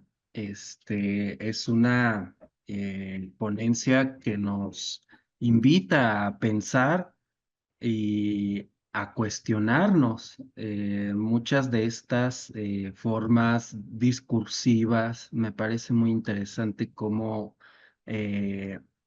pues hacías todas estas referencias al silencio como algo negativo, ¿no? Que a mí me llama mucho, poderosamente la atención, ¿no? Y el hecho de cómo puede tener tantos sentidos y cuántos significados le podemos dar al silencio. Es un asunto muy relacional, muy contextual, que requiere una historización, pero que también nos habla de un asunto ético. Creo que una parte muy importante es el asunto del cuidado. Me parece también muy impactante esta parte del silencio como parte de una forma de relacionamiento. Eh, Eso me parece fundamental. Y bueno, pues me gustaría circular la palabra. ¿A ustedes qué les mueve? ¿Qué les, bueno, yo quisiera preguntarte algo también, Ana, que me parece interesante, ¿no? Que nos decías esta experiencia muy vívida que tú has tenido en torno al asunto del silencio, de qué es lo que se debe o lo no se debe decir, ¿no? Que me parece que ahí tienes un lugar de enunciación y una afectación, y que es una afectación que cruza, pues no solamente de manera académica, sino eh, también el aspecto del género, que cruza una mujer académica, una mujer científica, que tiene que ver con estas formas de disciplinamiento en torno a lo que se debe escribir, a lo que se debe decir y a lo que se debe pensar, ¿no? Y que me parece una clave muy importante en términos del pensamiento androcéntrico, ¿no? Este, y bueno, pues ahí, pues sí quisiera preguntarte, ¿cómo es que, pues tú te interesas por el silencio? ¿Hasta qué punto, qué es lo que, digamos, te ha afectado y hasta qué punto te ha ayudado el silencio? ¿Y cómo lo propondrías como un concepto, una categoría con una potencia, ¿no? Que creo que es algo que estás en proceso de construir esto, ¿no? No sé si me queda la impresión de que para ti el silencio es una potencia. Y bueno, esa es mi pregunta, ¿no? Y bueno, pues le doy la palabra a María Dolores y luego sigue María Hilda. Adelante. Hola, buena tarde.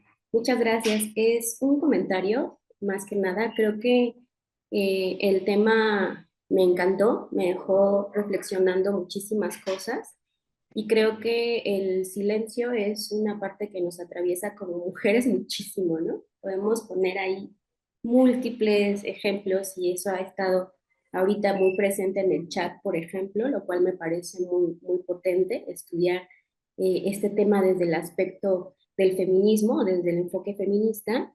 Y me gustaría empezar retomando un poquito el video que nos pusiste al principio de John Cage, que para mí también es un ejemplo perfecto, ¿no? De cómo también llevaste todo este tema y que creo que en ese ejemplo no prevalece tanto el silencio, más bien se le da sonido se le da protagonismo a otros sonidos, ¿no? O sea, no hay un vacío, está la tos, está todo el ruido que hace la sala y eso al final compone la pieza del silencio, ¿no? Y eso me parece muy importante porque creo que tiene que ver con el desafío del paradigma de la música, ¿no? El público estaba esperando una pieza como siempre y lo que muestra John Cage pues es que pues hay que desaprender cómo se ha hecho música, cómo se ha escuchado música y entonces escuchar el silencio. Y en ese escuchar el silencio es escuchar al público que hace la pieza, ¿no? Y en ese sentido lo ligo con el tema de darle voz al subalterno, que es justamente eso, ¿no? O sea, quienes han tenido la voz, pues lo sabemos, ¿no? Grandes personajes, desde la historia androcentrista, tradicional y demás, y el darle voz a los subalternos es darle voz a quienes han sido silenciados por la historia, por la sociedad, ¿no? En ese sentido, me parece que también eso desafía la estructura pues de dominación y por eso es tan potente, ¿no? Esta parte del silencio y de darle voz y por eso la historiografía ha estado volcada también hacia esa parte, ¿no? Y hay una frase que creo que todas, al menos en la vida, lo hemos vivido alguna vez, la hemos escuchado o vivido, que es calladita te ves más bonita, ¿no? Y que justamente tiene que ver con eso, que el silencio tiene que ser parte hasta de un rol y estereotipo femenino, ¿no? En el que se nos inculca que hay que callar y que hay muchas cosas que se tienen que quedar, pues justo en lo privado. Por lo tanto, como dice Bell Hooks y otras historiadoras, pues hay que hacer que lo personal sea político, ¿no? Y en ese sentido, comparto mucho con lo que menciona la autora sobre romper el silencio como algo liberador y como algo transformador y que es un mecanismo de liberación de la opresión, ¿no? Y que eso justamente hace evidente ciertas violencias. Por eso es que en muchas de los movimientos feministas, pues también se dice esta frase de no tendrás más la comunidad de mi silencio, ¿no? O sea, qué potente es eso que se está conceptualizando. Y me hace pensar también, pues, en el poder del hablar a través de lo que se conocemos como Me Too, ¿no? Que también generó toda una revuelta a nivel mundial y que se ha tomado con mucho debate, pero que creo que en el fondo es eso, romper el silencio y empezar a hablar, ¿no? Y pues los tendederos universitarios que no desaparecen y que por el contrario tienen más presencia, pues también tiene que ver justo con eso, con romper el silencio frente a situaciones que quizá legalmente no están todavía resueltas en los protocolos y en la jurisdicción con perspectiva de género, pero que el hablarlo desde luego ha tenido un impacto para combatir ese tema de las violencias que han vivido muchas mujeres. Y me parece también, yo relacioné mucho todo lo que nos estabas diciendo con esta parte del hablar a través de esos tendederos universitarios, ¿no? Y me parece que también me da mucho sentido hacia repensar la forma de hacer, le da sentido a la historiografía, porque justamente la historiografía feminista pues trata de hacer eso, ¿no? De darle voz a quienes han sido silenciadas, en este caso a las mujeres, y desde el enfoque de género pues a otras masculinidades y a diversidades, ¿no?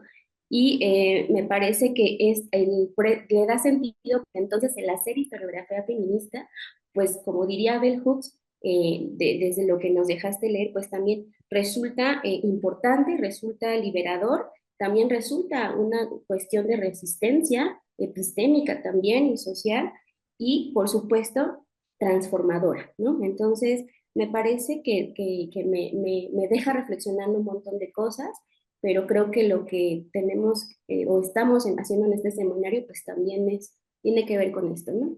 Es liberador. Gracias. Muy bien, sigue María Elda. Hola, buenas tardes. Pues antes que nada, muchas gracias por la charla, está muy interesante. Y bueno, mi comentario es muy breve, solamente me viene a la cabeza, pues los silencios zapatistas, ¿no? Que ellos dicen, también aprendimos a decir callando y que además utilizaron el silencio, pues como una estrategia y eso, pues fue de suma importancia, porque ellos decían, cuando hablábamos y cuando descubrimos la palabra como arma, pues el gobierno siempre estaba atento a lo que decíamos, pero cuando callamos, pues el gobierno ya no estaba tan confiado porque no sabía qué pensábamos, qué estábamos haciendo o qué estábamos organizando, ¿no? Entonces ahí fue muy importante el decir callando y el guardar silencio como estrategia. Y eso es todo. Gracias. Muy bien, bueno, pues doctora Ana, te damos la palabra. Muchas gracias por sus comentarios. Eh, sí, ¿no? Justo pues este año, a principios de este año, que era así como, ¿por qué están tan callados los zapatistas, ¿no? Si viene el aniversario, sí, ¿qué están haciendo? Creo que, pues sí, coincido en eso. Y pensaba yo en este documental, mm, La montaña, que ha estado circulando ahorita en algunas universidades y que... em, en palabras, ¿no? Del director no recuerdo el nombre del director, pero él ha dicho que ha querido como retratar a este grupo de zapatistas que navegaron hacia, pues así, a contrapelo de la historia, ¿no? Y desde sus voces, desde sus expresiones, que ellos mismos contaran sus historias. Y claro, en el documental pues vemos un poco de los testimonios, vemos pues este comité, cómo va navegando, etcétera. Ah, muchas gracias, sí, Elda, Enrique Osorno. Y híjole, pero yo veo el documental y yo no escucho tanto la voz zapatista, ¿no? Yo escucho a Enrique Osorno con unas miradas como muy desde arriba, ¿no? También como muy hegemónica, con un discurso como muy construido de lo que son esta segunda o tercera generación de los zapatistas. Y el capitán del barco, sí, que además es un sujeto, es un blanco, ¿no? Que está ahí queriéndole enseñar a los zapatistas qué es lo que tienen que hacer y cómo cambiar al mundo. Entonces, por ejemplo, ¿no? Todo lo que hemos escuchado también sobre, bueno, vamos a darle la voz a estos que no tienen voz. Sí, pero ¿cómo? ¿Será que tenemos que dar la voz? Sí, ocupamos lugares privilegiados pues que creo que debemos estar abriendo y que pues que hay que dejar que quienes quieran hablar hablen. Y de este modo creo que lo relaciono un poquito con tu pregunta, Francisco, que sí, ¿no? Es muy personal, pero pues, lo personal es político. Y porque sí, ¿cómo es que yo me intereso en los silencios? Pues desde siempre, ¿no? Porque siempre a mí me dijeron, ay, es que ¿por qué eres tan callada? Es que ¿por qué no hablas más? Es que debería ser como más extrovertida, ¿no? Desde chiquilla. Y ya obviamente después en toda mi trayectoria como profesional es como pues la participación, es que no se escucha tu voz en tus textos, es que necesitas como decir más lo que tú piensas. Yo fui como a los 4 años, 3 años, tal vez 4 años, diagnosticada con mutismo selectivo. ¿Qué es esto? Pues que hablaba nada más con quien yo quería. Eh, ¿No? No había como algo físico que me impidiera hablar, pues en teoría en casa todo estaba bien, ¿no? Y me acuerdo mucho como de mi familia, de mis primos, de mis tías. Es que, ¿por qué no hablas? Es que te comió la lengua el ratón. No, pues es que sí hablo, pero no contigo, ¿no? Es que sí hablo, pero no de estas cosas. O es que sí hablo, pero no aquí. Y creo que por ahí va un poco esto de la potencia del silencio. Contigo no voy a hablar, así como por eso me gusta mucho esta cita de Zizek, ¿no? Con ustedes, a ustedes ni los topo, o sea, ustedes no merecen mi palabra, ¿no? No sé si la merezcan, pero no voy a entablar discursos con ustedes, no voy a compartir palabras con ustedes, ¿no? Em, Eso no significa que vaya yo a silenciarme en otros espacios. Eso no significa que, como en espacios que no son hostiles, espacios que van acuerpando, pues puedan generarse voces y no nada más voces, ¿no? Como esto que decía también Elda, ¿no? Y Dolores, ¿no? También, ¿qué es lo que se dice? No nada más con palabras, sino con estos otros ruidos, esto que estamos escuchando. Pues a lo mejor estamos en una entrevista y pues nos quedamos callados, pero estamos revolviendo el café. ¿Qué hay en ese, no? Revolver el café, ¿qué hay en ese? Bueno, estamos en esta entrevista, pero pues le gustaron los frijolitos, así se hacen en la sierra, ¿no? Como a lo mejor no es el testimonio de lo que vivió durante su militancia, pero pues así hacíamos los frijoles en la sierra, así me los hacía mi mamá, ¿no? Y que hay como también en estas afectaciones, en estos dejarnos como sentir, que también he comentado en otros espacios, no es un concepto mío, por supuesto, pero este concepto de Alba Pons, de los encuentros afectivos. ¿No? En estos encuentros afectivos, que no son estas entrevistas jerarquizadas, estructuradas, donde yo como investigadora llego y hago una serie de cuestionarios y ya, sino que pues sí me dejo afectar, eh, estoy escuchando atentamente los silencios, las palabras, lo que hay alrededor, lo que se quiera compartir. Y a partir de esas afectaciones, sí, como también son generadoras y movilizadoras de saberes, ¿no? Y también creo que es una forma de, pues como de quebrar un poco este atrincheramiento, como le he escuchado también a un colega que por aquí anda, Miguel, el atrincheramiento de las disciplinas, ¿no? Como, bueno, estamos aquí en el escritorio y estamos leyendo muy a gusto y ya, ¿no? Y estamos haciendo antropología o filosofía o historia y está bien, sino como, pues ir rompiendo, ir quebrando estas corazas, ¿no? Pero ¿cómo? Pues yo creo que es así un poco el vulnerarnos, el permitirnos vulnerarnos. Y nuevamente, no en cualquier espacio. No sé cómo esto se va tejiendo, ¿no? Creo que es un poco así, en redes de cuidado, en redes solidarias, que requiere tiempo. Creo que también una de las cosas que creo que es Le Breton quien dice esto, ¿no? El silencio y el pensamiento requieren tiempo, ¿no? Y estamos acostumbrados a que, como en este régimen de la comunicación, todo lo tenemos que decir y tenemos que llenar todos los huecos y decirlo todo rápido, rápido, rápido. Y creo que podemos tomarnos el chance, ¿no? De tomarnos el tiempo, de pensar las cosas, de hablar calladitas, de hablar bajito, de no hablar si no queremos, o de gritar, también como dice, ¿no? Yesenia Zamudio, pues quien quiera gritar, que grite, quien quiera quemar, que queme, y los demás que vayan y no nos estorben.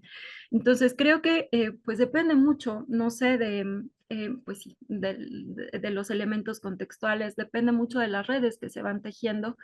Y pues también como, creo que como señalabas también, Francisco, ¿no? De esta parte ética de cuántos son cuáles son nuestros intereses académicos. Si nos interesa, pues no sé, llegar y como nada más sacar información para escribir un artículo, un paper y ya, o si nos interesa, pues otras dinámicas, si nos interesa estar como co-creando saberes, como relacionándonos, como acuerpando, como construir, pues a lo mejor muy en cortito, pero estar construyendo otro tipo de mundos, pues creo que el silencio ahí sí tiene un rol bien, bien, bien importante.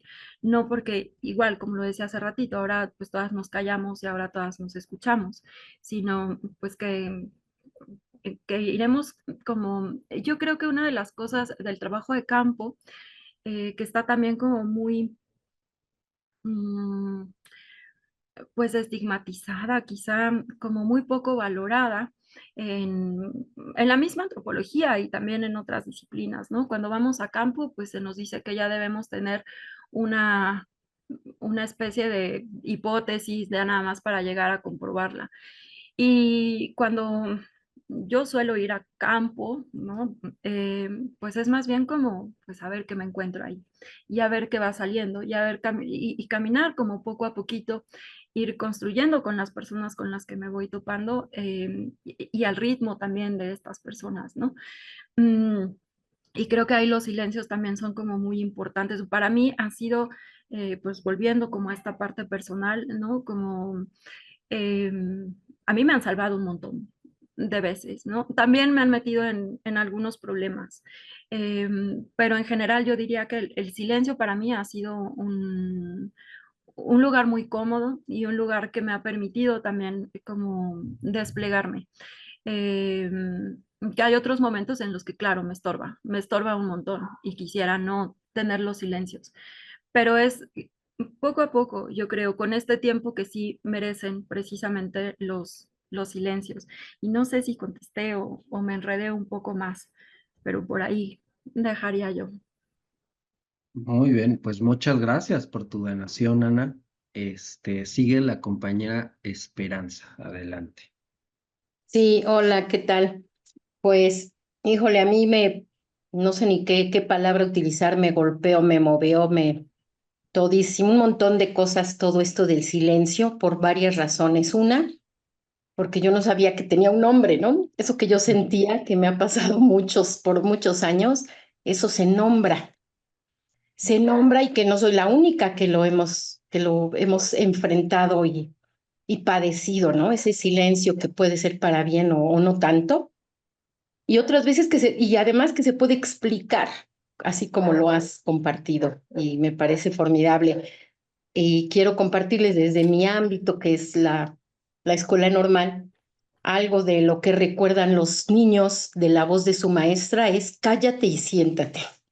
Cuando, en los primeros años, cuando están aprendiendo a leer y escribir, imagínense, cállate y siéntate, o no solo en los primeros años, sino en toda la primaria, sobre todo cuando se empiezan a soltar, ya no hay quien los aguante, ¿no?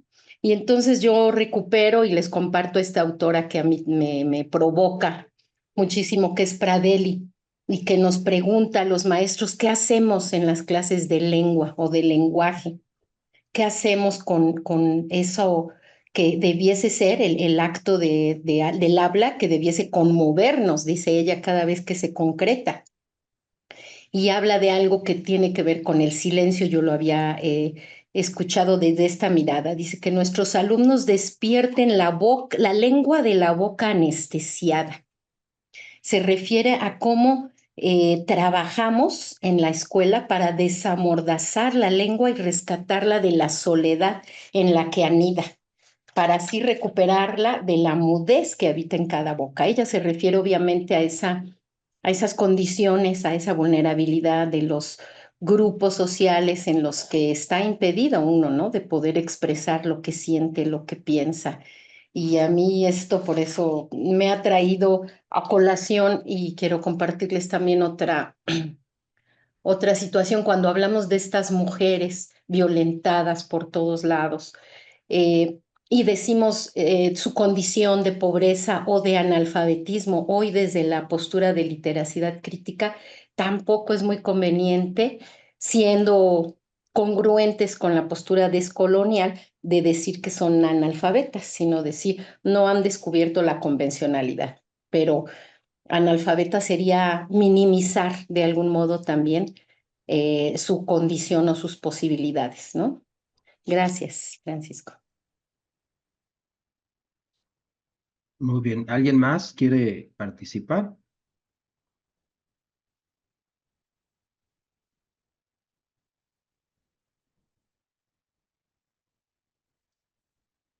Adelante, compañera querida María de la Luz.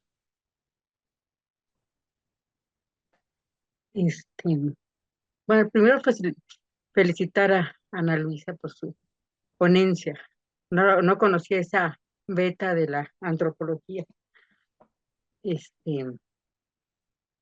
Y un poquito la experiencia dentro de eh, el ambiente político eh, de de la guerrilla y sobre todo de la latinoamericana. eh, la gente que había hablado durante la tortura era mal vista.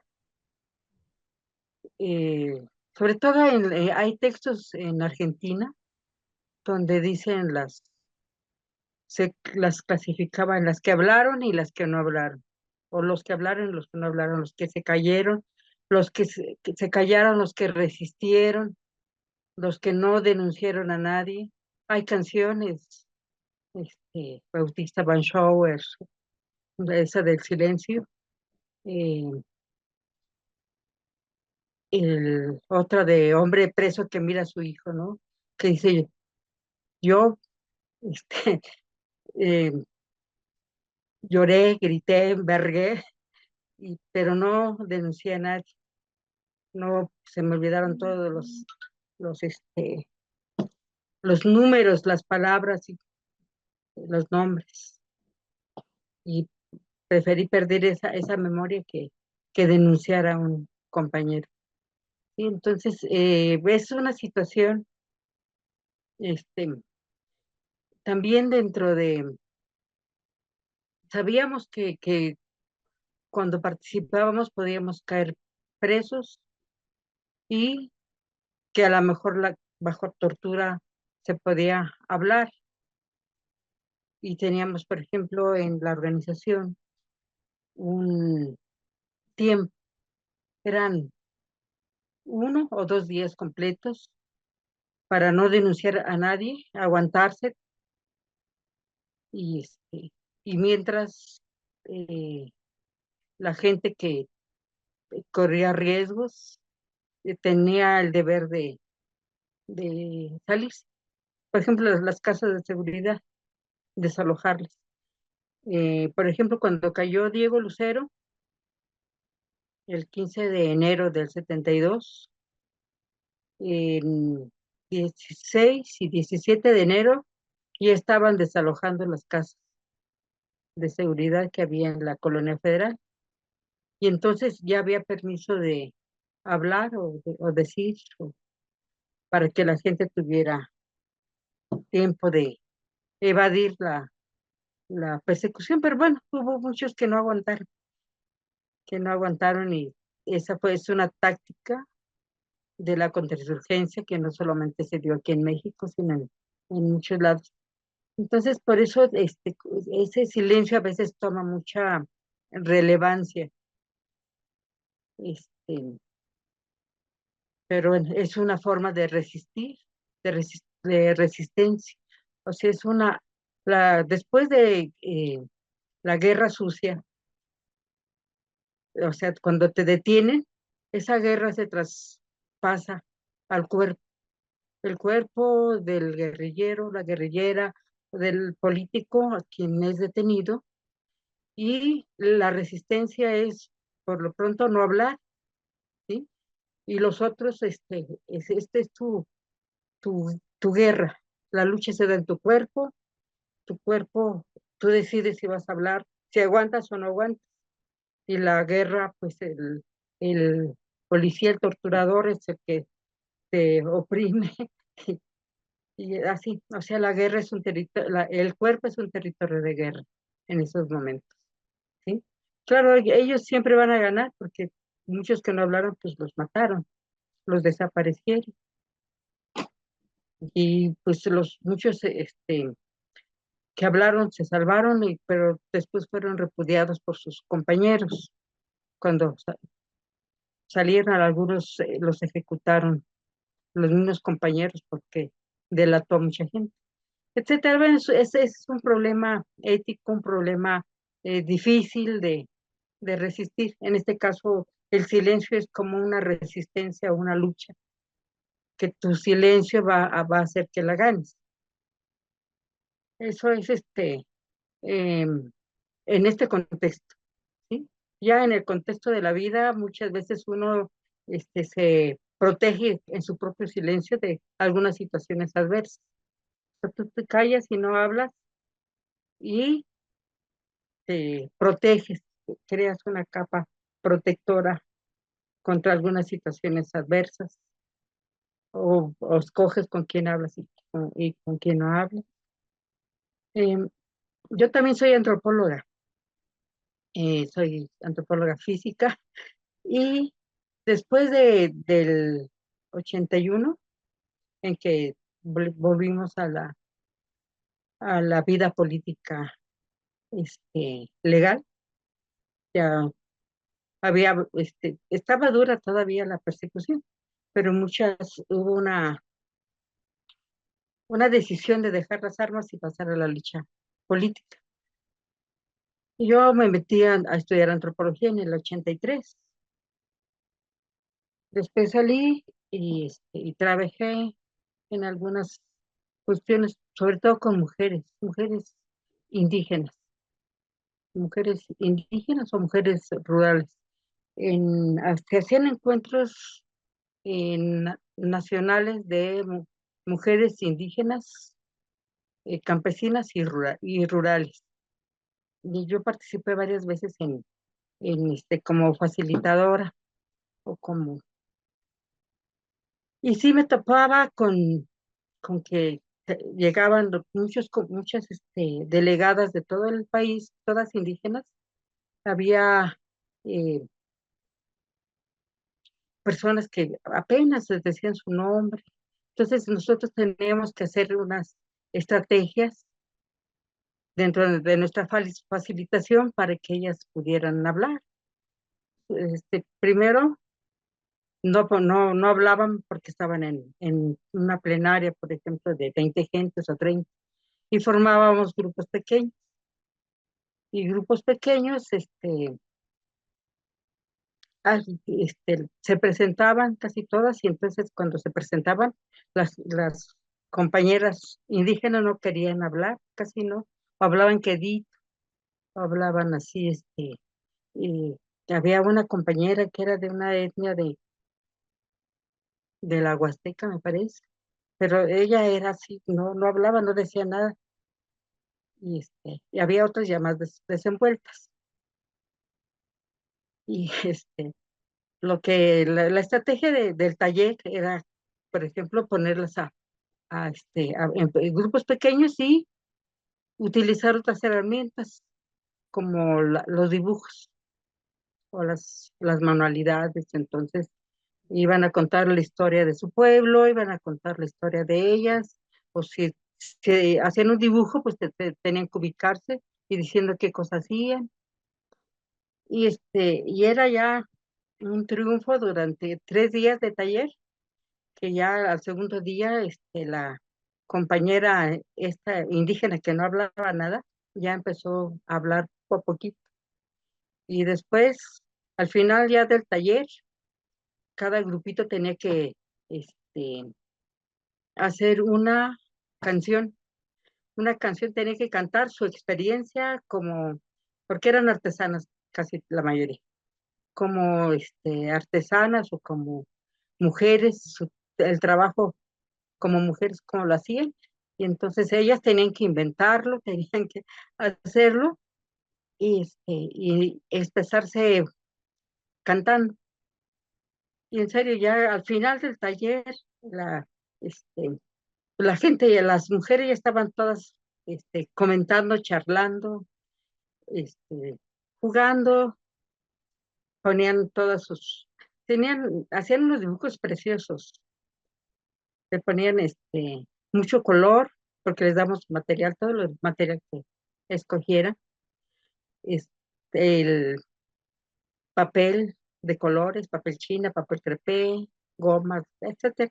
Entonces, se hacían unos murales así muy bonitos, y entonces ya tenían que ir expresando, cada quien ubicándose dentro de ese mural, cuál había sido su experiencia, qué había hecho, etcétera. Pero es una experiencia bonita, pero sí, las mujeres indígenas a veces están muy sometidas, son muy calladas con los demás, pero ya a lo mejor con sus otras mujeres contando sus experiencias y compartiendo experiencias, pues las hacen, o sea, desenvuelven.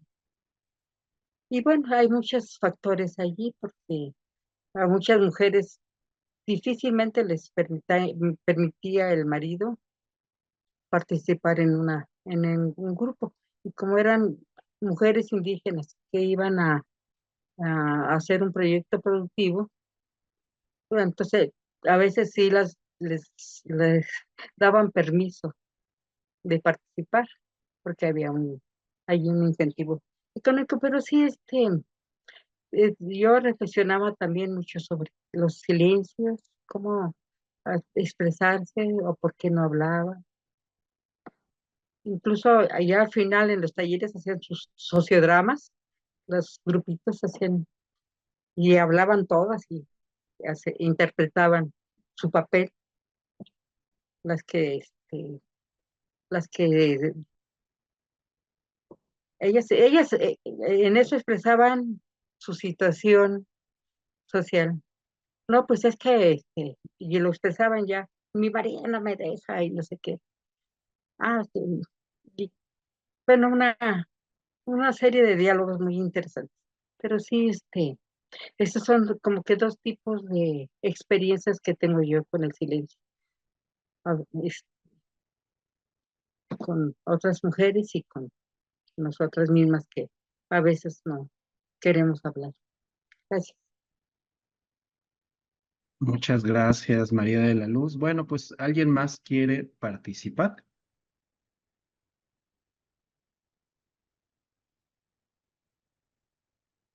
Muy bien, ya vamos preparándonos para el cierre. Bueno, a mí me gustaría notar algo que de alguna manera hemos trabajado a lo largo de este seminario, que tiene que ver con cuál es el significado de generar una narrativa en la que a los otros se les reduzca a objetos y que tiene que ver con la forma en la que nos han enseñado la historia desde el androcentrismo, en donde pues este precepto positivista de mirar las cosas como desde afuera, ¿no? Yo soy el observador y los demás se vuelven mi objeto de estudio. Desde esta perspectiva, uno de los elementos que quizás me llaman la atención es el elemento o la cuestión epistémica de de cómo estamos colocadas o colocados. Es decir, qué es lo que en los discursos históricos como historiadora o como historiador, como antropóloga, como socióloga, qué es dentro de esos discursos lo que yo quiero posicionar, lo que yo creo que se debe decir. Y en ese sentido, muchos de los elementos bajo los cuales, en términos de estas violencias epistémicas, podemos vislumbrar, es que los silencios como decía Ana, ¿no? Son una forma de establecer límites. Son límites que en términos epistémicos nos están diciendo los otros, no va por aquí. ¿Hasta qué punto podemos romper esta violencia epistémica de objetualizar a los otros y que en vez de ser objetos de estudio, que debieran de ser iluminados a la luz del discurso, muchas veces discursos, conceptos, categorías coloniales, este, ¿por qué en vez de eso mejor no escuchamos esos silencios y a partir de esos silencios, qué es entonces de lo que sí quieren hablar? Un poco que esto que decía Ana Luisa, ¿no? ¿Con quién sí quiero hablar entonces, no?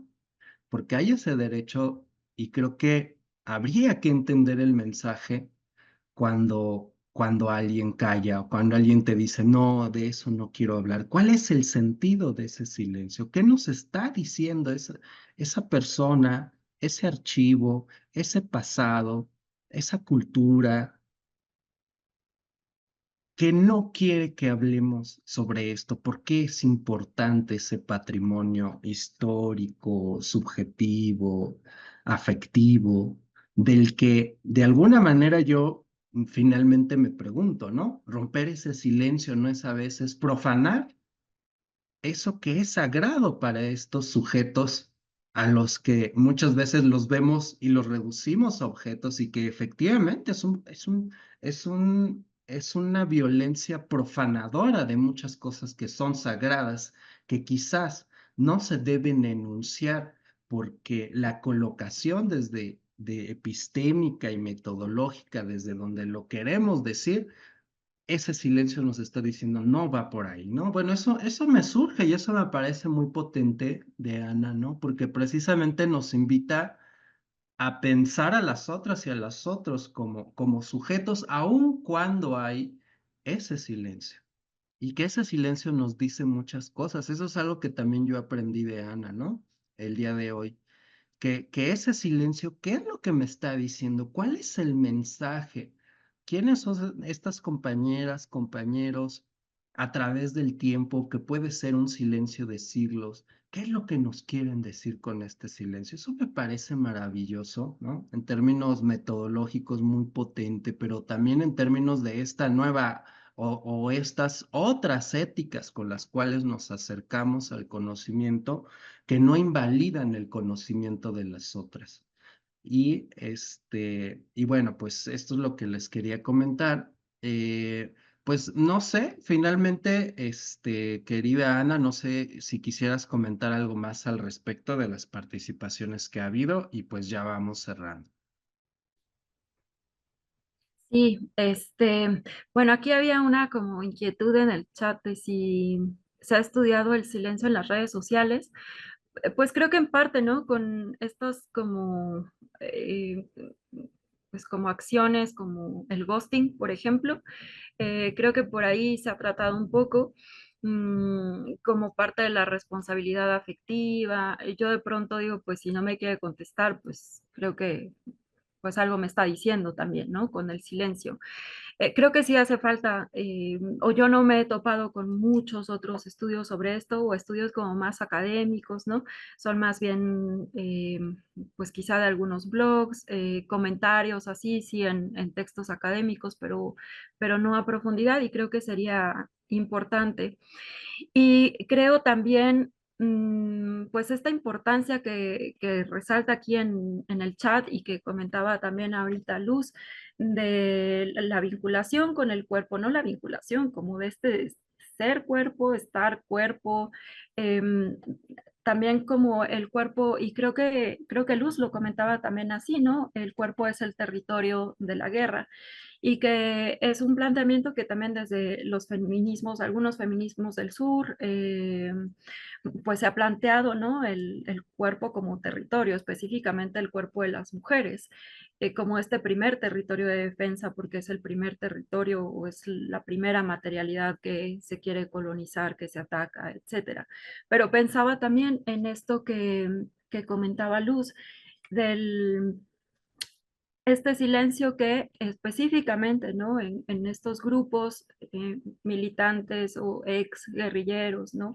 Que fue y que sigue siendo bien importante la idea de mantener el silencio, ¿no? Nadie se quiere convertir en un soplón y que yo he escuchado también un montón de testimonios de gente pues que en la tortura habló, ¿no?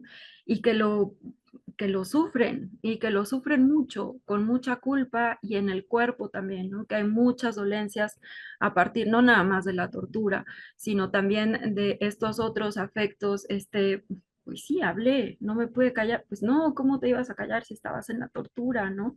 Y que tiene como todos estos efectos también en el cuerpo. Y bueno, también un poco para igual seguir con lo que comentaba Luz sobre estas mujeres, pues a lo mejor sí, no, las mujeres luego hablamos en espacios que pues son como muy nuestros, históricamente también han sido como muy nuestros, ¿no? Con el cuidado que esta aseveración puede implicar, ¿no? Pero, por ejemplo, las mujeres, o muchas mujeres, platicamos mientras cocinamos o mientras bordamos, ¿no? O mientras, pues no sé, lavamos los trastes. Yo me acuerdo mucho, mi mamá y mi tía, pues ellas platicaban mientras estaban, después de la comida, mientras estaban lavando los trastes y era cuando ellas estaban plática y plática y plática y plática. Si pensamos en, no sé, las mujeres cuando están bordando, a lo mejor están hablando con ellas mismas también, o en silencio con ellas mismas, y que ahora vemos que las mujeres están bordando en las calles, ¿no? Y están exigiendo y están hablando también a través de sus bordados por la presencia de sus familiares desaparecidos o por la justicia de sus familiares asesinadas, etcétera. Eh, pues nada, creo que, y bueno, también, sí, comentando también lo que decía Esperanza un poco, pues claro, arrastramos ahí deslices y esto del analfabetismo creo que sí es algo que yo he tenido, me acuerdo mucho un comentario que hice en la tesis, así como, y lo recuerdo mucho porque yo decía, no voy a volverlo a decir, como, decía algo como, David Cabañas escapó al analfabetismo a los 14 años, ¿no? Como si eso hubiera sido, uff. ¿No? Y estoy totalmente de acuerdo contigo, Esperanza, en ese sentido. Pues también el lenguaje, ¿no? Tiene, pues nos lleva por estos senderos, nos va direccionando también, y para mí el silencio ha sido igual, o una de las partes que yo atesoro mucho porque me permite antes pensar en las palabras que voy a ocupar, en cómo lo voy a decir. Y ya, finalmente esto que decías, Francisco, me parece muy bello, ¿no? Hay cosas que pues nuestras gramáticas no las pueden expresar. Y me acuerdo mucho también cuando en alguna otra charla sobre el caso de Inés Fernández y me preguntaba un historiador, pero es que cuenta, ¿no? ¿Cuáles son estos mecanismos de resistencia? No, pues no te voy a decir. ¿Cómo te voy a decir? Porque esto no es nada más violentar, ¿no? Simbólicamente todo su entramado, sino también ponerla a ella en riesgo, ¿no? Hay cosas que no podemos obviar, creo, en la academia cuando estamos hablando de estos temas, en general, ¿no? En cualquier tema, pero creo que hay eh, pues temas en particular que son susceptibles de otro tipo de dinámicas. Me decía, me acuerdo mucho también cuando empezaba la tesis doctoral y yo me acercaba con un historiador y le decía, oye, pero es que estoy un poco asustada, ¿no crees que pues pueda ser peligroso? Y él me comentaba, ¿no? Así como, nada, de la universidad privada, no, no, no, ni te preocupes. No, yo creo que pues hay que trabajar con, pues tratando, ¿no? De entender un poco el mismo contexto en el que estamos, este presente en el que estamos, que es también súper violento, en el que la academia también, este mismo historiador decía, en algún momento la academia funcionaba em, como este mensajito de error de Windows, ¿no? Cuando al principio Windows y te decía, ah, bueno, Windows detectó un error, ¿quieres enviar el reporte para que tomemos cartas en el asunto? Y entonces ya uno como usuario le decía sí o no. Y este historiador decía, pues un poco la academia ha funcionado así, ¿no? Como estos mensajes de error que enviamos quizá a veces al Estado, quizá a veces a otros grupos. Entonces sí, creo que hay que tener mucho cuidado con lo que platicamos, con lo que publicamos. Igual, no es que no podamos publicar nada, o no podamos trabajar con nada. Y ya con esto creo que cierro. Me acuerdo también de en un panel con un grupo de mujeres indígenas, ¿no? Que estaban también muy alentadas por una mujer de la comunidad eh, para que hablaran, para que transformaran un poco la realidad de su comunidad, súper patriarcal, ¿no? Muy machista, con mucha violencia. Y hubo cierta movilización de algunas mujeres, empezaron pues, a ocupar otros espacios públicos, empezaron quizá a no pedir permiso a los esposos y demás. Yo me acuerdo mucho que una de estas mujeres contaba muy dolida, en llanto, ¿no? Que pues a raíz de esta intervención, pues, no sé si a raíz de la intervención, pero sí con la movilización que se dio en la comunidad, ¿no? Hubo el primer feminicidio en la comunidad, ¿no? De, pues sí, un esposo que no le gustó lo que la mujer estaba haciendo y la asesinó, ¿no? Entonces sí creo que son un montonal de factores y que pues tenemos que tomar como siempre muy, muy en cuenta, pues son temas que hay que manejar así, creo, con mucho cuidado, con mucha escucha y siempre, pues siempre como muy, yo diría, con esta disposición afectiva de, pues de dejarnos tocar, de dejarnos pues escuchar finalmente. Y pues creo que con eso cerraría, pues también muy agradecida, ¿no? Y muy conmovida. Eh, es un espacio en el que pues me sentí como muy acuerpada. Agradezco mucho también todos sus comentarios. Muchas, muchas gracias nuevamente, Francisco, por la invitación. Pues muchísimas gracias, doctora Ana Luisa, por la donación que nos haces el día de hoy. Eh, Nada más quiero comentarte que al final del ciclo de conferencias hago las gestiones de las constancias y te la mando. Y bueno, pues entre otros comerciales, la próxima sesión, la sesión 10, 14 de noviembre, es decir, la próxima semana, va a exponer la doctora Viviana Beatriz McManus con una conferencia que se llama Maternidades Insurgentes en Latinoamérica. El día de hoy espero que ya me mande la lectura que ella nos está recomendando. Creo que es un tema que de alguna manera se conecta con lo que hoy nos ha donado la doctora Ana Luisa, que tiene que ver con esto, ¿no? Algo que señalabas es por qué hay silencio, ¿no? De las militantes y de las bases de apoyo en torno a esto que es fundamental, que tiene que ver con el sostén socio-reproductivo de toda resistencia y que son las maternidades. Y bueno, pues es algo que se conecta con entre el silencio y bueno, el trabajo que está haciendo la doctora McManus. Y bueno, pues finalmente quisiera que cerráramos con tu palabra y con tu sentir, Ana. ¿Cómo te sientes y cómo te vas? Ya un poco nos has dicho, cerramos contigo. Pues muy agradecida, muy contenta también como de que se generen estos espacios, pues lo he pensado también mucho, ¿no? Como pues desde ciertos lugares lo que se puede gestionar y esta oportunidad, ¿no? Que de alguna forma, o esta, no sé, como grieta que abres para que se junten mujeres a hablar, creo que ha sido muy valioso, y creo que es muy valioso. Yo siempre valoro mucho los espacios en los que hay, pues sobre todo mujeres, porque los encuentro escasos todavía, ¿no? Entonces creo que ha sido un espacio bien bonito. Y pues eso, me voy, como decía, ¿no? Así me siento acuerpada, me siento como muy conmovida y pues también con un montón de cosas más que seguir pensando. Entonces, pues eso, muy agradecida con todas, con todos.